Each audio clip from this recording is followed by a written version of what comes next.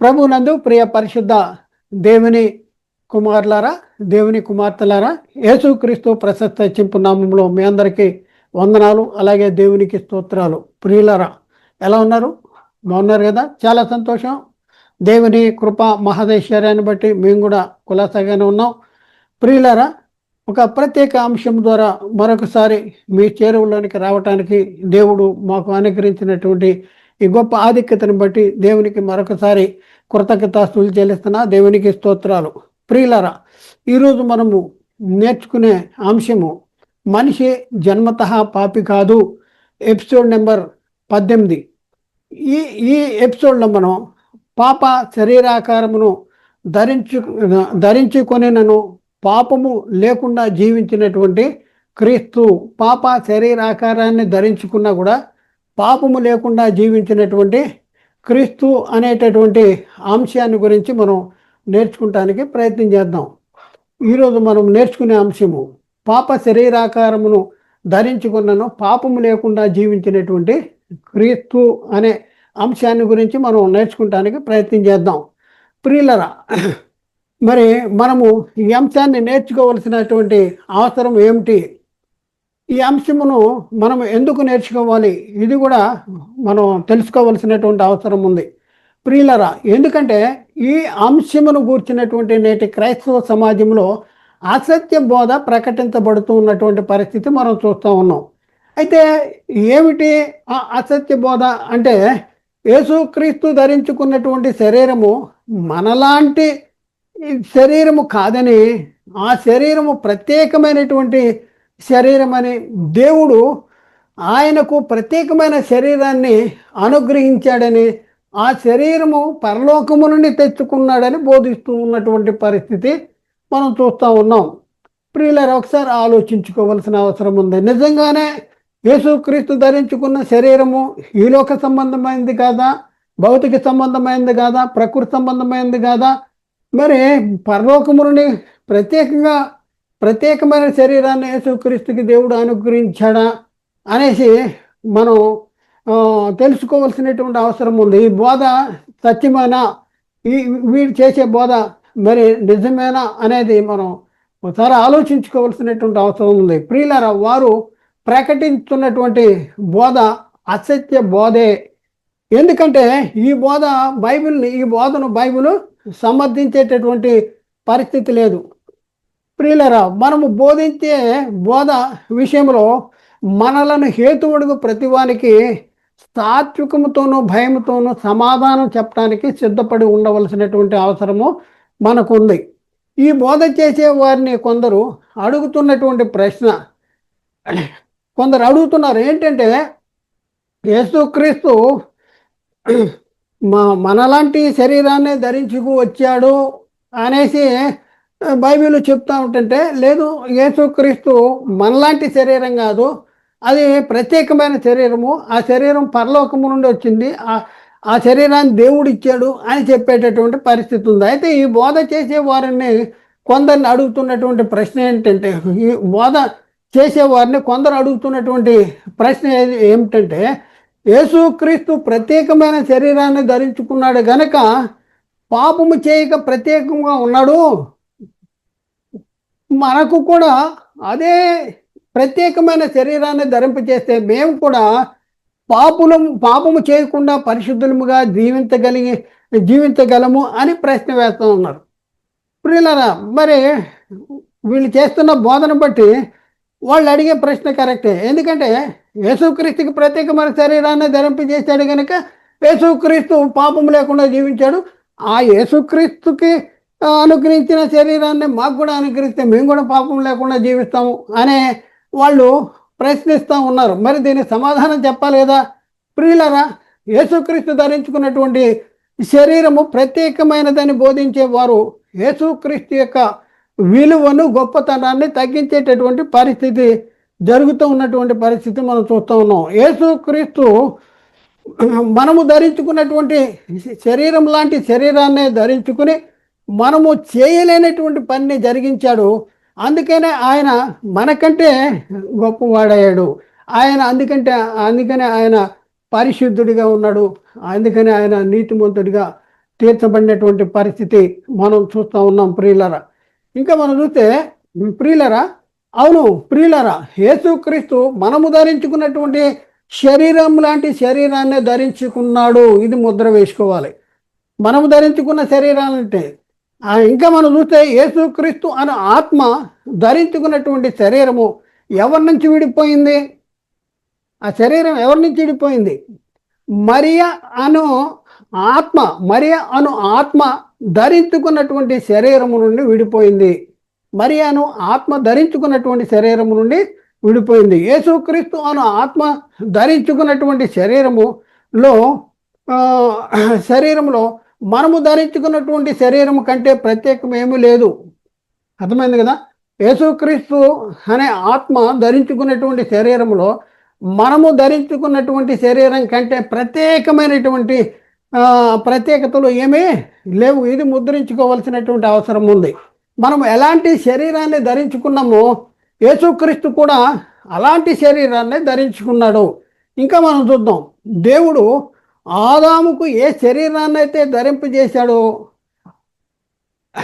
పాపం చేయకముందు ఆదాము అనే ఆత్మకు ఏ శరీరాన్ని అయితే ధరింపజేశాడో అలాంటి శరీరమునే యేసుక్రీస్తు కూడా ధరింపజేసినటువంటి పరిస్థితి మనం చూస్తూ ఉన్నాం. ఇంకా మనం చూస్తే మట్టి నుండి తీయబడిన శరీరము, పాప స్వభావము గల శరీరము, పాపము చేయుటకు ఆస్కారము కలిగినటువంటి శరీరమును ధరించుకున్నాడు యేసుక్రీస్తు. కానీ పాపము చేయలేదు. అది యేసుక్రీస్తు యొక్క ప్రత్యేకత, గొప్పతనము. ఇది గుర్తించాలి ప్రియులరా. ఒకసారి ఆలోచించండి. ఈ సత్యాన్ని తెలియపరచడానికి లేఖనములను పరిశీలన చేద్దాం. లేఖనాన్ని పరిస్థితి ఏంటి మనం చూద్దాం. ఏంటంటే మంటి నుండి తీయబడిన శరీరము, పాప స్వభావము గల శరీరము, పాపము చేయుటకు ఆస్కారము కలిగినటువంటి ఈ శరీరాన్ని మరి ధరించుకున్నాడు. కానీ పాపము చేయలేదు. అదే యేసుక్రీస్తు యొక్క ప్రత్యేకత. ఒకసారి ఆలోచించండి. లేఖనాన్ని పరిశీలన చేద్దాం. లేఖనాల్లో యేసుక్రీస్తు నెంబర్ 1, యేసుక్రీస్తు పాప శరీరమును ధరించుకొని ఈ లోకానికి వచ్చి ఉన్నాడు అని తెలియపరిచేటటువంటి వచనాలు. యేసుక్రీస్తు పాప శరీరాన్ని ధరించుకుని ఈ లోకానికి వచ్చాడు. దాని గురించినటువంటి వచనాలు, మనకు తెలియపరిచే వచనాలు చూద్దాం. పాప శరీరాకారము ధరించుకున్నటువంటి క్రీస్తు ఎక్కడుంది మాటలు అంటే రోమపత్రిక 8వ అధ్యాయంలో 4వ వచనంలో దేవుడు తన సొంత కుమారుని పాప శరీరాకారంతో పంపి ఆయన శరీరమందు పాపమునకు శిక్ష విధించెను అనేసి. ఏ శరీరాన్ని ధరించుకున్నాడంట? పాప శరీరాకారంతో పంపి. ఏ శరీరంతో యేసుక్రీస్తుని ఈ లోకాన్ని పంపించాడంటే పాప శరీరాకారంతో పంపించాడు. మొదటిగా మనము ఆదామును గురించి పరిశీలన చేద్దాం ప్రియులరా. ఆదామును గురించి పరిశీలన చేద్దాం. దేవుడు ఆదాము అనే ఆత్మకు ఎక్కడ నుండి వేరుపరిచాడు? దేవుడు ఆదాము అనే ఆత్మ ఎక్కడి నుండి వేరుపరచబడింది? ఆదాము అనే ఆత్మను దేవుడు ఎక్కడి నుంచి వేరుపరిచాడు? దేవుడు ఆదాము అనే ఆత్మకు ధరింపజేసిన శరీరాన్ని దేంతో నిర్మించాడు? 2 భాగాలు. దేవుడు ఆదాము అనే ఆత్మను ఎక్కడి నుంచి వేరుపరిచాడు? రెండోది ఏంటంటే ఈ ఆత్మ ధరించుకుంటానికి దేవుడు ఆదాము అనే ఆత్మకు ధరింప చేసినటువంటి ఈ శరీరాన్ని దేంతో నిర్మించాడు? ఇది ప్రశ్న అనమాట. అయితే ప్రియులరా, ఒకసారి ఆలోచించండి.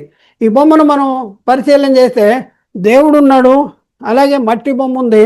అయితే దేవుడు ఏం చేశాడంటే, దేవుడైన యెహోవా నేల మట్టితో నరుని నిర్మించి వాని నాసికారంధ్రాల్లో జీవవాయువు ఊదగా నరుడు జీవాత్మ అయ్యాడు. అంటే దేవుడు మట్టి బొమ్మ నాసికారంధ్రాల్లో జీవవాయువును ఊదాడు.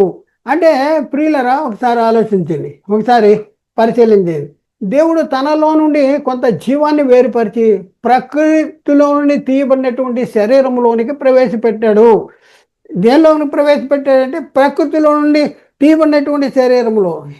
ఎక్కడి నుంచి ఆత్మ వచ్చింది? దేవుడు తనలో నుండి కొంత జీవాన్ని వేరుపరిచాడు.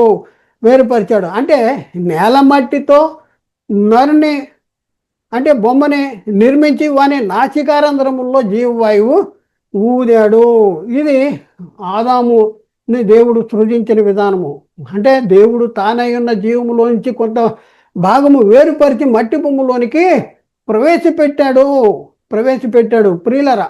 మరి దీని గురించినటువంటి వచనం ఎక్కడుంది అంటే ఆది కాండంలో 2వ అధ్యాయంలో 7వ వచనంలో అక్కడ మనం చూసుకుంటే, దేవుడైన యెహోవా నేల మట్టితో నరుని నిర్మించి వాని నాసికారంధ్రముల్లో జీవవాయువును ఊదగా నరుడు జీవాత్మ ఆయను అనేసి అక్కడ రాయబడింది. ఇకపోతే అవ్వను గురించి మనం పరిశీలన చేద్దాం. అవ్వను దేవుడు ఆదామునకు ధరింపజేసిన శరీరము నుండే కొంత భాగాన్ని వేరుపరిచాడు. అంటే హవ్వ శరీరం ఎక్కడి నుంచి వచ్చింది అంటే ఏదైతే ఆదామునకు ధరింపచేసిన శరీరం ఏదైతే ఉందో ఆ శరీరంలోంచి కొంత భాగాన్ని వేరుపరిచాడు. అలాగే దేవుడు ఆదాము అనే ఆత్మ నుండే కొంత భాగాన్ని వేరుపరిచి ఆదాము నుండి చేయబడినటువంటి శరీరంలోనికి ప్రవేశపెట్టాడు. చూడండి,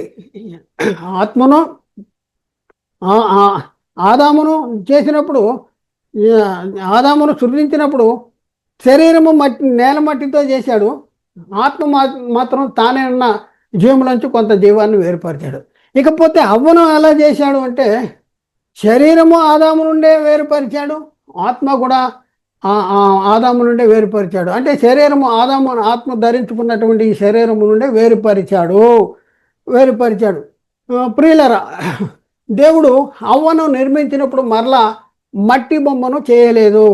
మరలా తనలో నుండి వాయువును ఊదలేనటువంటి పరిస్థితి ఊదలేదు.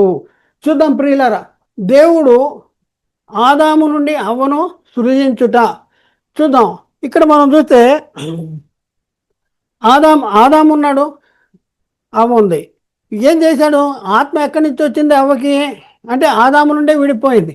శరీరము కూడా ఆదాము నుండే విడిపోయింది. దీన్ని తెలియపరిచేటటువంటి వచనాలు చూస్తే ఆది కాండం 2వ అధ్యాయం 21 నుంచి 24 వచనాలు వరకు అక్కడ రాయబడి ఉన్నాయి. అయితే మనం చూద్దాం ప్రియులారా, ఇక్కడ మనం చూద్దాం. ఆది కాండం 2వ అధ్యాయం 18వ వచనంలో మనం చూస్తే, మరియు దేవుడైన యెహోవా దేవుడైన యెహోవా నరుడు ఒంటరిగా ఉండటం మంచిది కాదని వానికి సాటి అయిన సహాయమును వారి కొరకు చేయుదుము అని అనుకున్నాడంట. చేయుదుము అనుకున్నాడు. 21వ వచనం ఆది కాండం 2:21. అప్పుడు దేవుడైన యెహోవా ఆదామునకు గాఢ నిద్ర కలిగజేసి అతడు నిద్రించినప్పుడు అతడి పక్కటెముకల్లో ఒక దాన్ని తీసి ఆ చోటున మాంసంతో పూడ్చివేసేశాడు. పూడ్చివేసిన తర్వాత ఏం చేశాడు? 22వ వచనం ఆది కాండం 2:22. ఆ తర్వాత దేవుడైన యెహోవా తాను ఆదాము నుండి తీసిన పక్కటెముకను స్త్రీనిగా నిర్మించి ఆమెను ఆదాము వద్దకు తీసుకొచ్చాడు. స్త్రీనిగా నిర్మించాడు. దేంతో నిర్మించాడు అంటే పక్కటెముకతో, ఆదాము నుండి తీయబడిన పక్కటెముకతోనే స్త్రీని నిర్మించాడు. మరి ఆత్మ ఎక్కడి నుంచి మళ్ళీ ఊదాడా అంటే ఊదినట్లు లేదు బైబిల్లో. ఆదాము అనే ఆత్మ నుండే వేరుపరిచాడు అనేసి మనం గుర్తించాలి. అప్పుడు 23వ వచనం, అప్పుడు ఆదాము ఇట్లా అంటున్నాడు, ఏంటంటే నా ఎముకల్లో ఎముక, నా మాంసములో మాంసము, ఇది నరుని నుండి తీయబడిన కనుక నారి అనబడును అనేసి అంటున్నాడు. కాబట్టి పురుషుడు తన తల్లిని తండ్రిని విడిచి భార్యను హత్తుకును, వారు ఏక శరీరమై ఉందురు అనేసి ఆది కాండం 2:24లో రాయబడింది. ఇంకా పోతే ఆ తర్వాత ఆదాము అవ్వల తర్వాత పుట్టిన వాళ్ళు మనం క్రమంగా చూస్తాం. ఆదామును ఎలా సృజించాడు, ఆ తర్వాత అవ్వను ఎలా సృజించాడు, ఆ తర్వాత ఆదాము అవ్వల తర్వాత వారికి పుట్టిన పిల్లలు వాళ్ళు ఎలా శరీరాన్ని ఆత్మని పంచుకు పుడుతున్నారు, ఎవరెవరి శరీరాన్ని ఎవరెవరి ఆత్మను పంచుకు పుడుతున్నారు, ఇది మనం గుర్తించాలి. ఆదాము అవ్వల తర్వాత పుట్టిన వారు ఎలా పుడుతున్నారు, వారి శరీరాన్ని ఎక్కడి నుండి తెచ్చుకుంటున్నారు అను, ఆత్మను ఎక్కడి నుంచి తెచ్చుకుంటున్నారు, శరీరాన్ని ఎక్కడి నుంచి తెచ్చుకుంటున్నారు, ఆత్మను ఎక్కడి నుంచి తెచ్చుకుంటున్నారు, ఇది మనం తెలుసుకోవాల్సినటువంటి అవసరం మనకు ఉంది. ప్రియులరా, ఇక్కడ మనం చూస్తే ఆదాము ఉన్నాడు, ఆ తర్వాత అవ్వ ఉంది. ఆదాము అవ్వలు వారికి ఎవరు పుట్టారు? కయ్యూను పుట్టాడు. ఇప్పుడు మనం పరిశీలన చేస్తే కయ్యూను పుడితే ఆత్మ ఎక్కడి నుంచి విడిపోయింది, శరీరం ఎక్కడి నుంచి విడిపోయింది. కయ్యూని శరీరము ఎవరి నుండి విడిపోయింది? కయ్యూను అనబడే ఆత్మ ఎవరి నుంచి విడిపోయింది? ఇది మనం తెలుసుకోవాల్సిన అవసరం ఉంది. దీని గురించి మనం ఇక్కడ బొమ్మలో చాలా స్పష్టంగా రాయబడు. అయితే ఆత్మ అయితే ఆదాము నుండి వేరుపరచబడుతుంది, శరీరం అయితే అవ్వ నుండి వేరుపరచబడుతుంది. మరి ఇది నిజమేనా? ఇది నిజమేనా అంటే బైబిల్ చెప్తున్న మాటను మనం నమ్మాలి. అయితే బైబిల్లో ఉన్నటువంటి సర్వ సత్యాన్ని మనం తెలుసుకుంటానికి ప్రయత్నం చేద్దాం. ఆదాము హవ్వల తర్వాత నుండి నేటి వరకు చూడండి, నేటి వరకు కూడా ఆదాము హవ్వల తర్వాత నుండి నేటి వరకు భూమి మీద ప్రవేశిస్తున్న మరియు జీవిస్తున్నటువంటి మానవులందరి శరీరాలు హవ్వ అను ఆత్మకు ధరింపజేసిన శరీరము నుండే విడిపోతున్నాయి. చూడండి, అంటే ఆదాము హవ్వల తర్వాత వాళ్ళకి పుట్టిన పిల్లలు, వాళ్ళ పుట్టిన పిల్లలు ఎవరైతే ఉన్నారో వాళ్ళ శరీరాలు ఎవరి నుంచి విడిపోతున్నాయి అంటే హవ్వ అనే ఆత్మకు ధరింపజేసిన ఈ శరీరం నుండే వేరుపరచబడుతున్నాయి. ఇది నిజమేనా అంటే బైబిల్లో ఉంటే మనం నమ్మాలి. అందుకనే అవ్వ నుండి వేరుపరచబడుతున్నాయి కాబట్టి అవ్వ గురించి బైబిల్లో ఏమని రాయబడిందంటే అవ్వ జీవము గల ప్రతివానికి తల్లి అని బైబిల్ తెలియపరుస్తుంది.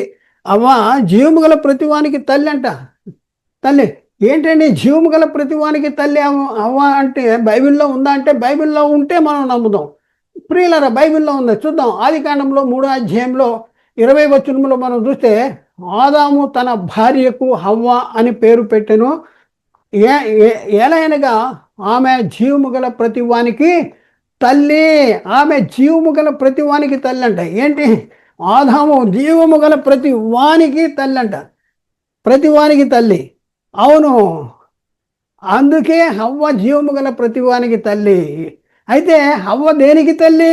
జీవము గల ప్రతివానికి తల్లి అంటే ఆత్మలకి తల్లి అంటే ఆత్మలకి తల్లి కాదు. హవ్వ దేనికి తల్లి? హవ్వ జీవము గల ప్రతి వాని శరీరాలకి తల్లి. హవ్వ జీవము గల ప్రతి శరీరాలకి తల్లి. మనం పరిశీలన చేస్తే ఇక్కడ నెక్స్ట్ చూద్దాం. హవ్వ జీవము గల ప్రతివానికి తల్లి. అయితే చాలామంది డిఎన్ఏ టెస్ట్ అంటే ఆత్మ యొక్క మూలాన్ని కనుక్కుంటానికి డిఎన్ఏ టెస్ట్ చేసేటటువంటి పరిస్థితి జరుగుతుంది. డిఎన్ఏ టెస్ట్ ద్వారా ఆత్మకు మూలం కాదు కానీ శరీరానికి మూలము, శరీరాలన్నింటికి మూలాన్ని కనిపెడతారు. అలా కనిపెట్టారు కొంతమంది. అయితే మనమందరం కూడా ఒక్కని నుండి అంటే మనందరికీ తల్లి ఒకరే, మనందరికీ తల్లి ఒకటే అనేసి కొంతమంది వాళ్ళు చెప్పడం అనేది జరిగింది. అవును ప్రియులారా, ఇప్పుడు హవ్వ జీవము గల ప్రతి వారికి తల్లి అంటాడు. హవ్వ దేనికి తల్లి? ఆత్మకు తల్లి అంటే కాదు. దేనికి తల్లి అంటే హవ్వ జీవము గల ప్రతి వాళ్ళు కూడా వాళ్ళ శరీరాలు ఎక్కడి నుంచి వేరుపడతాయి అంటే హవ్వ అనే శరీరాన్ని పంచుకు పుడుతున్నారు వీళ్ళందరూ. అందుకనే హవ్వ జీవము గల ప్రతివానికి తల్లి అనేసి ఇక్కడ రాయబడింది. ఇది చాలా జాగ్రత్తగా మీరు ఆలోచించాలి, అర్థం చేసుకుంటానికి ప్రయత్నం చేయాలి. అందుకనే మనం ఏం చెప్పామంటే కయ్యూని కానీ హేబేలు కానీ ఈ లోకంలో జీవిస్తున్నటువంటి ప్రతి మానవుల యొక్క శరీరాలు ఎవరి నుండి పంచుకు పుట్టినటువంటి శరీరాలు అంటే దేవుడు హవ్వ అను ఆత్మకు ధరింపజేసినటువంటి శరీరము నుండి పంచుకు పుట్టినటువంటి శరీరాలు మాత్రమే. అయితే ఆదాము ఆత్మ దేవుని నుండి విడిపోతే ఆదాము ఆత్మ ఎవరి నుంచి విడిపోయిందంటే దేవుని నుండి విడిపోయింది. మరి ఆ తర్వాత ఈ లోకంలో జీవిస్తున్నటువంటి మానవుల ఆత్మలు ఎవరి నుండి విడిపోతున్నాయి? యేసుక్రీస్తు తప్ప. బ్రాకెట్లో ఒకసారి ఆలోచించండి. మళ్ళీ ప్రశ్నిద్దాం. ఆదాము ఆత్మ దేవుని నుండి విడిపోతే ఆ తర్వాత ఈ లోకంలో జీవిస్తున్నటువంటి మానవుల ఆత్మలు ఏ ఆత్మ నుండి విడిపోయాయి? బ్రాకెట్లో యేసుక్రీస్తు తప్ప. ప్రియులారా, చూద్దాం. ఈ లోకంలో ప్రవేశించిన మరియు ఈ లోకంలో జీవిస్తున్నటువంటి మానవులు ఆత్మలో ఆదామున ఆత్మ నుండి విడిపోయారు.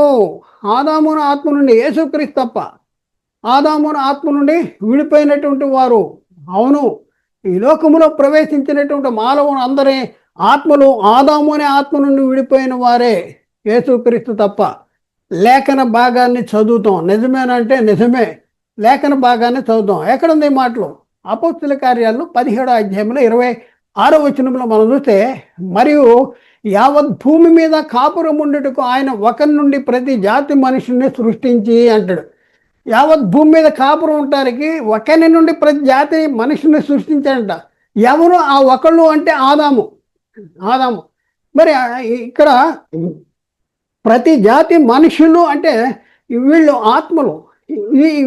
వీళ్ళు ఎవరి నుంచి విడిపోతున్నారు అంటే ఆదాము అనే ఆత్మ నుండి విడిపోతున్నారు. అందుకనే యావత్ భూమి మీద కాపురములకు ఒకరి నుండి ప్రతి జాతి మనుషులు. అవ్వ జీవము గల ప్రతివానికి తల్లి అంటే అవ్వ నుండి వేరుపరచబడేది ఏంటి అంటే శరీరము. అంటే లోకంలో ఉన్న కయ్యను కాడించి మనం చూస్తే, ఇప్పటి వరకు మనం చూస్తే ప్రతి వాని యొక్క శరీరము ఎవరి శరీరము నుండి వేరుపరచబడుతూ వస్తుంది. మనము ఎవరి శరీరములు పాలివారము అంటే అవ్వ శరీరములు పాలివారం. మరి ఆత్మను గురించి మనం పరిశీలన చేస్తే ఆత్మను గురించి మనం పరిశీలన ఒకరి నుండి ప్రతి జాతి మనిషి అంటే ఆ ఒకడు ఎవరంటే ఆదాము. అంటే మనం ప్రతి జాతి మనుషులు ఆత్మలు కూడా ఎవరి నుంచి విడిపోతా వస్తేనే ఆదాము తర్వాత అంటే ఆదాము ఆత్మ నుండి విడిపోతూ వస్తున్నటువంటి పరిస్థితి మనం చూస్తూ ఉన్నాం. అర్థం చేసుకుంటానికి ప్రయత్నం చేయండి. ఇది చాలా ప్రాముఖ్యమైనటువంటి సిద్ధాంతం. ఈ సిద్ధాంతాన్ని మనం అర్థం చేసుకోవాలి. అర్థం చేసుకోగలిగితే బైబిల్ మనకి అర్థమవుద్ది. ప్రియులరా, అంటే ఆదాము హవ్వల తర్వాత పుట్టిన వారందరూ ఆదాము అనే ఆత్మను పంచుకు పుడుతున్నారు. చూడండి, అంటే ఆదాము హవ్వల తర్వాత పుట్టిన వారందరూ ఆదాము అనే ఆత్మను పంచుకు పుడుతున్నారు. మరి శరీరాలు ఎవరి శరీరాన్ని పంచుకు పుడుతున్నారు అంటే అవ్వ శరీరాన్ని పంచుకు పుట్టేటటువంటి పరిస్థితి మనం చూస్తూ ఉన్నాం. అందుకనే ఇక్కడ రాయబడింది, శరీరాలు హవ్వను ఆత్మకు ధరింపచేసిన శరీరమును పంచుకు పుట్టేటటువంటి పరిస్థితి. చూద్దాం ప్రియులారా, ఇక్కడ మనం బొమ్మను చూద్దాం. ఇక్కడ మనం చూస్తే ఆదాము అవ్వలు, ఇక్కడ కయ్యూను ఉన్నాడు. అయితే కయ్యూను అనే ఆత్మ ఎవరి నుంచి విడిపోయిన ఆత్మ అంటే ఆదాము అనే ఆత్మను పంచుకు పుట్టింది. అలాగే కయ్యూను యొక్క శరీరము మనం పరిశీలన చేస్తే అవ్వ శరీరమును పంచుకు పుట్టేటటువంటి పరిస్థితి మనం చూస్తూ ఉన్నాం. అందుకనే ఇక్కడ 2 వచనాలు రాసాం. అపోస్తుల కార్యము 17వ అధ్యాయం 26వ వచనం, అలాగే ఆదికాండము 3వ అధ్యాయము 10వ వచనం, ఆదికాండం 3వ అధ్యాయం 20వ వచనం, 3వ అధ్యాయం 20వ వచనం. అయితే ముఖ్య గమనిక, చాలా ప్రాముఖ్యమైనటువంటి అంశంలోనికి వస్తున్నాం. ముఖ్య గమనిక ప్రియులారా, మరి యేసుక్రీస్తు దగ్గరికి వస్తే యేసుక్రీస్తు ధరించుకున్నటువంటి శరీరము మరి శరీరము నుండి విడిపోయిన శరీరమే. ఎందుకు అంటే హవ్వ జీవము గల ప్రతి వానికి తల్లి. అంటే ప్రతి వారి యొక్క శరీరము ఎవరి నుంచి విడిపోతూ వస్తుంది, ఎవరి శరీరాన్ని పంచుకు పుడుతూ వస్తుంది అంటే అవ్వ శరీరాన్ని. ఎందుకంటే అవ్వ జీవము గల ప్రతి వానికి తల్లి కాబట్టి ప్రియులారా, అందుకనే ఇక్కడ చెప్తున్నా. ఇక్కడ నేను ముందు నుంచి ఎందుకు చెప్పుకుంటూ వస్తూ ఉన్నాను, ముందు ఇవన్నీ ఎందుకు తెలియపరుస్తూ ఉన్నానంటే యేసుక్రీస్తు దగ్గరికి మనం రావాలంటే, యేసుక్రీస్తు గురించి మనకు అర్థమవ్వాలంటే ఇవన్నీ కూడా మనం తెలిసి ఉండాలి. అందుకనే ఈ సంగతి మీకు తెలియపరచడానికి ఇంత టైము పట్టింది. అయితే ప్రియులారా, మరి యేసుక్రీస్తు దగ్గరికి వస్తే యేసుక్రీస్తు ధరించుకున్నటువంటి శరీరము మరి నుండి విడిపోయిన శరీరమే అని గుర్తించాలి. మరి నుండి విడిపోయిన శరీరమే. ఎక్కడో దేవుడు పైనుంచి ఆకాశం నుంచే లేకపోతే పరలోకం నుంచే యేసుక్రీస్తుకి శరీరాన్ని ఇచ్చాడు. అందుకనే యేసుక్రీస్తు మరి ఎన్ని శోధనలు వచ్చినా సహించగలిగాడు, ఓర్చుకోగలిగాడు. అందుకనే యేసుక్రీస్తు పాపరహితుడిగా జీవించాడు అని చెప్పేటటువంటి బోధ తప్పుడు బోధ. అది మనలాంటి శరీరాన్ని ధరించుకొని మనం ధరించుకున్నటువంటి యేసుక్రీస్తు మనకు వచ్చేటటువంటి శ్రమలు శోధనలు అన్నిటినీ మరి అదే శరీరంతో మనలాంటి శరీరంతోనే జయించినప్పుడు దాన్ని అప్పుడు ఆయన పరిశుద్ధుడిగా ఉంటే అది గొప్పతనం. ఏదో ప్రత్యేకమైన శరీరాన్ని ఇచ్చాడంటే మరి వీళ్ళు అడుగుతున్నారు మాకు అలాంటి శరీరం ఇస్తే మేము కూడా అలా జీవించేవాళ్ళం కదా అని. కాబట్టి ప్రియులరా, ఎవరిని చెడిపోయింది శరీరము? యేసుక్రీస్తు అనే ఆత్మకు ధరించుకున్న శరీరము ఎవరిని చెడిపోయింది అంటే మరి అనే ఆత్మకు ధరింపజేసిన శరీరం ఏదైతే ఉందో ఆ శరీరాన్ని ధరించుకుంది. కానీ యేసుక్రీస్తు అనే ఆత్మ మరి నుండి విడిన ఆత్మ కాదు. అలాగే యేసుక్రీస్తు అనే ఆత్మ ఏసేపు నుండి విడిన ఆత్మ కాదు. అయితే యేసుక్రీస్తు అనే ఆత్మ ఆదాము అనే ఆత్మను పంచుకు పుట్టింది కూడా కాదు. ఆయన ఒక్కరి నుండి ప్రతి జాతి మనిషిని సృష్టించాడన్న ఒకడు ఎవరంటే ఆదాము అన్నాం. లోకంలో ఉన్న ప్రతి వాని ఆత్మ, ప్రతి జాతి మనుషులు వారి ఆత్మలు ఆదాము నుండి విడిపోతూ వస్తున్నాయి. శరీరాలు అవ్వ నుండి విడిపోతూ వస్తూ ఉన్నాయి. అయితే యేసుక్రీస్తు దగ్గరికి వస్తే శరీరం అవ్వ నుండి యేసుక్రీస్తు అనే ఆత్మకు ధరింప చేసిన శరీరం అవ్వ నుండి విడిపోయింది, కానీ ఆత్మ మాత్రము మరి నుండి విడిపోలేదు. అలాగే యేసుక్రీస్తు అనే ఆత్మ ఆదాము అనే ఆత్మ నుండి విడిపోలేదు, లేకపోతే పంచుకుని పుట్టలేదు. అనగా యావత్ భూమి మీద కాపురం ఉండేందుకు ఆయన ఒకరి నుండి విడిపోయినటువంటి ఆత్మ కూడా కాదు అనేసి. ఎందుకు కాదు ఆదాము నుండి విడిపోయిన ఆత్మ ఎందుకు కాదు అంటే, ప్రియులరా, యేసుక్రీస్తు ఎప్పటివాడు? ఆయన జగత్తు పునాది వేయబడక మునిపే ఉన్నవాడు. ఆదాము లేకముందే ఉన్నవాడు. యేసుక్రీస్తు ఎక్కడ ఉన్నాడు? పరలోకములో ఉన్నాడు. ఎక్కడున్నాడు? పరలోకములో తండ్రి దగ్గర ఉన్నాడు. అది ఎందు వాక్యము ఉండెను, వాక్యము దేవుని యొద్ద ఉండెను, వాక్యము దేవుడే ఉండెను అంటాడు. ఆయన ఆది ఎందు దేవుని యొద్ద ఉండెను. కలిగి ఉన్నదేది ఆయన లేకుండా కలగలేదు. సమస్తమును ఆయన మూలముగాను ఆయన ద్వారాను ఆయన్ని బట్టి కలిగను అనేసి లేఖనాల్లో చాలా స్పష్టంగా రాయబడి ఉంది. కాబట్టి ప్రియులరా, యేసుక్రీస్తు ఆత్మను పరలోకములోనే దేవుడు కన్నాడు. ఎక్కడ కన్నాడు? యేసుక్రీస్తు ఆత్మను పరలోకములో కన్నాడు. హెబ్రీ పత్రిక 1:5 అక్కడ దేవుడు సాక్ష్యం చెప్తున్నాడు. నీవు నా కుమారుడు, నేడు నేను నిన్ను కని ఉన్నాను అంటాడు. అంటే కనుక యేసుక్రీస్తు ఆత్మ ఎవరి నుంచి విడిపోయిందంటే దేవుని నుండి విడిపోయిన ఆత్మ. మరి ఆదాము అనే ఆత్మ ఎవరిలోంచి విడిపోయింది? ఆదాము అనే ఆత్మ కూడా దేవుళ్ళలోంచి విడిపోయిన ఆత్మే. ఇక్కడ యేసుక్రీస్తు అనే ఆత్మ దేవుళ్ళలోంచి విడిపోయింది ఎప్పుడు అంటే జగత్తుకి పునాది వేయబడక మునిపే. మరి జగత్తు పునాది వేయబడక మునిపే తండ్రి దగ్గర ఉన్నటువంటి వాక్యమైనటువంటి దేవుడు మరి శరీరాన్ని ధరించుకుంటానికి లోకానికి వచ్చాడు. ఎవరు పంపించారంటే తండ్రి అయిన దేవుడు, ఆయన కన్న తండ్రి అయిన దేవుడు ఈ లోకానికి పంపించాడు. యేసుక్రీస్తు ఆత్మను దేవుడు పరలోకము నుండి ఈ లోకానికి పంపించాడు. మరే నుండి విడిపోయిన ఆత్మ కాదు, ఏసేపు నుండి విడిపోయిన ఆత్మ కాదు. అక్కడ చూసుకుంటే ఒకరి నుండి ప్రతి జాతి మనుషులు అంటే ఆదాము నుండి విడిపోయిన ఆత్మ కూడా కాదు.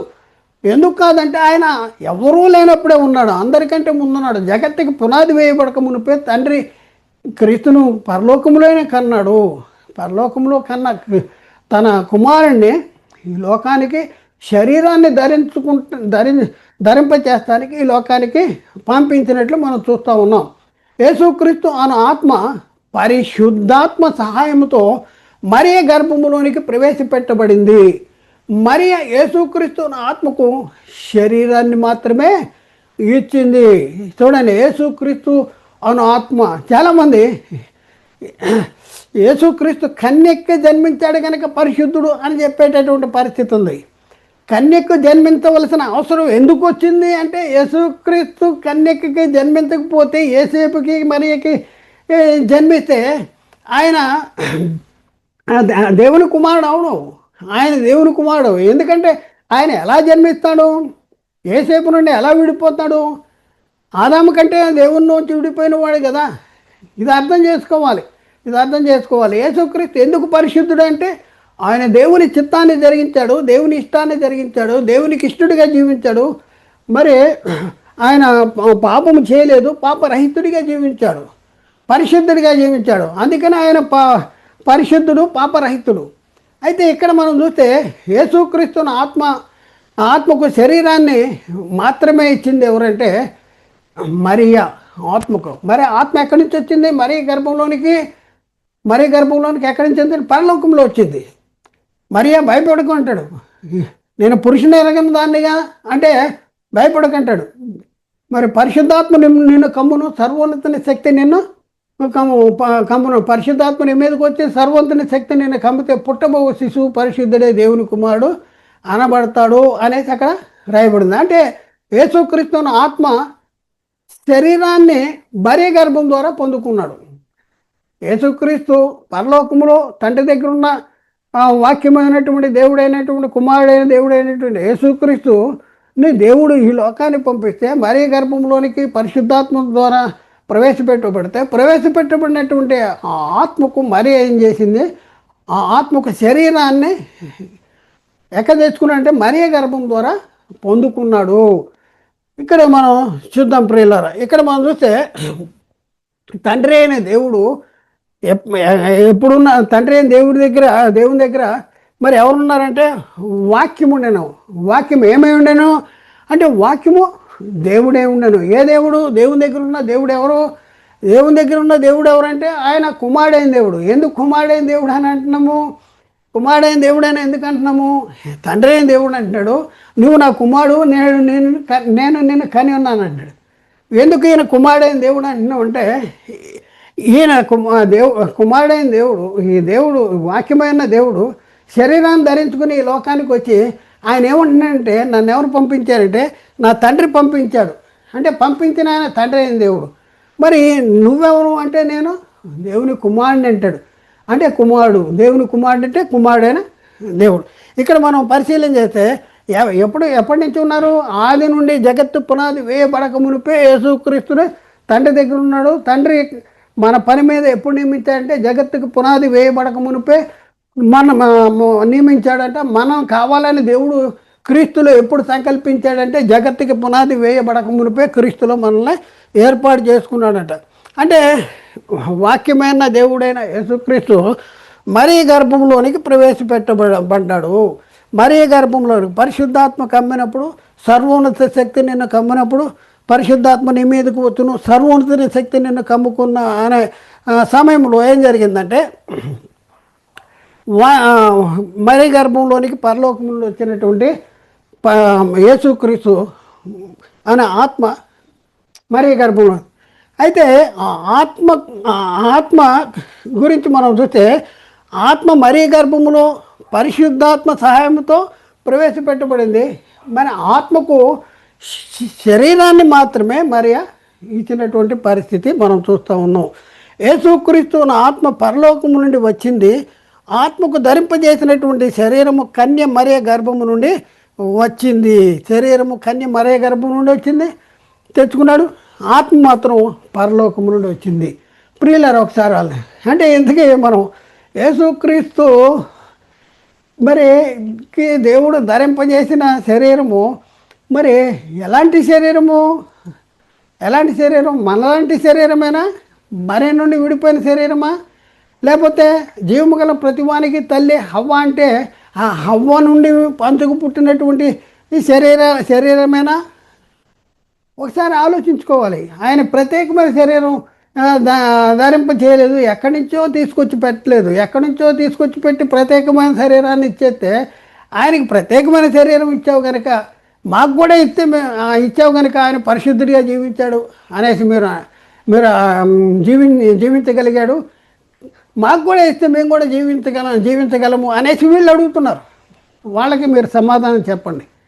సమాధానం బైబిల్ అర్థం కాక, బైబిల్ని విశ్లేషించక, బైబిల్ చదవటం రాక తప్పుడు బోధ చేసేటటువంటి పరిస్థితి నేటి క్రైస్తవ సమాజంలో ఉంది, విరివిగా ఉన్నటువంటి పరిస్థితి ఉంది. కనుక యేసుక్రీస్తును ఆత్మ ధరించుకున్నటువంటి శరీరము అవ్వ అను ఆత్మకు ధరింపజేసినటువంటి శరీరము ఏదైతే ఉందో ఆ శరీరము నుండే విడిపోయినటువంటి పరిస్థితి మనం చూస్తూ ఉన్నాం. అందుకనే ప్రియులరా, మరియ యందు క్రీస్తు అనబడిన యేసు పుట్టెను అని మాత్రమే రాయబడింది. మరియకు పుట్టాడని కానీ యేసు పుట్టాడని కానీ అక్కడ రాయబడలేదు. ఏమని రాయబడింది చూద్దాం. మత్తయి సువార్త 1వ అధ్యాయంలో 16వ వచనంలో యాకోబు మరియ భర్త అయిన యోసేపును కనెను, ఆమె యందు క్రీస్తు అనబడిన యేసు పుట్టెను. ఆమె యందు ఇక్కడ యాకోబు మరియ భర్త అయిన యోసేపును కన్నాడు. యాకోబు ఎవరు కన్నాడు? యోసేపును కన్నాడట. మరి యేసుని ఎవరు కన్నారు? ఇంకో మగవాడు లేడు కంటానికి. ఇక్కడ యాకోబు యేసేపును కన్నాడు. మరి యేసుని ఎవరు కన్నారు అంటే యేసుని ఎవరు కన్నారంటే ఎబ్రీ పత్రిక 1:5 5వ అధ్యాయం 5వ వచనం అక్కడ చూడాలి. ఇప్పుడు వీళ్ళెవరు ఈ వంశావళిలో ఉన్న వాళ్ళు ఎవరు లేనటువంటి పరిస్థితుల్లోనే యేసుక్రీస్తుని దేవుడు కన్నాడు. పరలోకంలో ఉన్నాడు, తండ్రి దగ్గర ఉన్న యేసుక్రీస్తునే శరీరాన్ని ధరించుకుంటానికి మరీ గర్భము పరిశుద్ధాత్మ ద్వారా మరీ గర్భంలోనికి ప్రవేశపెడితే మరీ ఏం చేసిందంటే ఆ ఆత్మకి శరీరాన్ని మరీ గర్భంలో తెచ్చుకున్నటువంటి పరిస్థితి మనం చూస్తూ ఉన్నాం. ప్రియులారా, ఇదంతా అర్థం చేసుకుంటానికి ప్రయత్నం చేయండి, ఆలోచించడానికి ప్రయత్నం చేయండి. కనుక యేసుక్రీస్తును ఆత్మ ధరించుకున్న శరీరము ప్రకృతి నుండి తీయబడిన శరీరమే. ఎందుకంటే హవ్వ ఎవరి నుండి శరీరాన్ని పంచుకు పుట్టింది? ఆదాము నుండి పంచుకు పుట్టింది. ఆదాముకు శరీరం ఎక్కడిది? ప్రకృతి శరీరం, నేల మట్టితో తీయబడింది. అవ్వ శరీరం కూడా నేల మట్టితో తీయబడిన శరీరమే, ప్రకృతి నుండి తీయబడిన శరీరమే. కాబట్టి యేసుక్రీస్తును ఆత్మ ధరించుకున్నటువంటి శరీరము ప్రకృతి నుండి తీయబడిన శరీరమే, ప్రకృతి సంబంధమైనటువంటి శరీరమే. పాప శరీరాకారమును ధరించుకున్న క్రీస్తు చూడండి, ప్రకృతి సంబంధమైన శరీరమే. అర్థం చేసుకుంటానికి ప్రయత్నించండి. యేసుక్రీస్తు ఏ ఆకారాన్ని ధరించుకున్నాడు? పాప శరీర ఆకారాన్ని. ఆయన ధరించుకున్న శరీరము యొక్క స్వభావం ఏంటి? ఎక్కడి తీయబడింది? ప్రకృతిని తీయబడింది. ప్రకృతి నుండి తీయబడిన శరీరము ప్రకృతి చేత లోపరచబడేటటువంటి శరీరము, ప్రకృతిని ఆకర్షించేటటువంటి శరీరం. అయినా కూడా ఆదాముకు ప్రకృతి సంబంధమైన శరీరం ఇచ్చినప్పటికీ కూడా ఆదాము పాపము అంటే దేవుని ఆజ్ఞను అతిక్రమించినంత వరకు కూడా ఆదాము పరిశుద్ధుడిగానే ఉన్నాడు. ప్రకృతి సంబంధమైన శరీరము, భూ సంబంధమైన శరీరము, పాప స్వభావము కలిగిన శరీరము, పాపాన్ని లోబడే శరీరము, ప్రకృతికి లోబడే శరీరము, ప్రకృతి చేత ఆకర్షించబడే శరీరాన్ని ఆదాము కలిగి ఉన్నా కూడా ఆదాము ఎప్పటి వరకు ఆదాము ఆజ్ఞను అతిక్రమించినంత వరకు కూడా పరిశుద్ధుడిగా ఉన్నాడు, నీతిమంతుడిగా ఉన్నాడు, దేవుని కుమారుడిగా ఉన్నాడు. ప్రియులరా, పాప స్వభావం కలిగిన శరీరము ధరింపచేసినా కూడా ఆత్మ మీద పాపము ఆరోపించబడదు. యేసుక్రీస్తు జీవితంలో కూడా యేసుక్రీస్తు మరీ గర్భంలో శరీరాన్ని తెచ్చుకున్నాడు. ఈ మరీకి ఎక్కడి నుంచి వచ్చింది? జీవము గల ప్రతివానికి తల్లి అవ్వ అంట. అంటే అవ్వ శరీరము నుండి పంచుకు పుట్టిన వాళ్ళు మరి ఒకటి. మరి యేసుక్రీస్తు యేసుక్రీస్తు అన్న ఆత్మ అవ్వ గర్భంలో ప్రవేశపెట్టబడితే అవ్వ గర్భంలో ఏం తెచ్చుకున్నాడంటే శరీరాన్ని తెచ్చుకున్నాడు. కాబట్టి ప్రియులను ఒకసారి ఆలోచించండి, అర్థం చేసుకుంటానికి ప్రయత్నం చేయండి. ఇప్పటి వరకు మనం నేర్చుకుంది ఏంటంటే యేసుక్రీస్తు ధరించుకున్నటువంటి శరీరము ఎలాంటి శరీరం అంటే అది ప్రత్యేకమైన శరీరము కాదు, అది దేవుడు ప్రత్యేకంగా ఆయనకి ఇచ్చినటువంటి శరీరం కాదు. మరి మనలాంటి శరీరమే, మట్టి శరీరమే, ప్రకృతి సంబంధమైన శరీరమే, భూ సంబంధమైన శరీరమే, ప్రకృతి చేత లోపరచబడేటటువంటి స్వభావము కలిగినటువంటి శరీరమే. అయినా కూడా శరీరాన్ని ఏం చేశాడు? ఆత్మ చేత శరీర క్రియలను చంపాడు. మరి శరీర క్రియలను చంపటం ద్వారా ఏం చేశాడు? దేవునికి ఇష్టడుగా, ఎదుగో ఈయన నాకు ప్రియకుమారుడు, ఈయనందు నేను ఆనందించుతున్నాను అని దేవుని చేత మంచి సాక్ష్యము పొందినటువంటి వాడుగా ఉన్నటువంటి పరిస్థితి. యేసుక్రీస్తు జీవించిన కాలంలో కూడా యేసుక్రీస్తు చెప్తాడు, నేను నా తండ్రి పని మీద ఉండాలని మీరు ఎరగరా అంటాడు. అలాగే మరొక దగ్గర అంటాడు, నా తండ్రి పని తుదముట్టించటం, మరి దాన్ని నెరవేర్చటమే నాకు ఆహారమై ఉన్నది అని చెప్పేటటువంటి పరిస్థితి.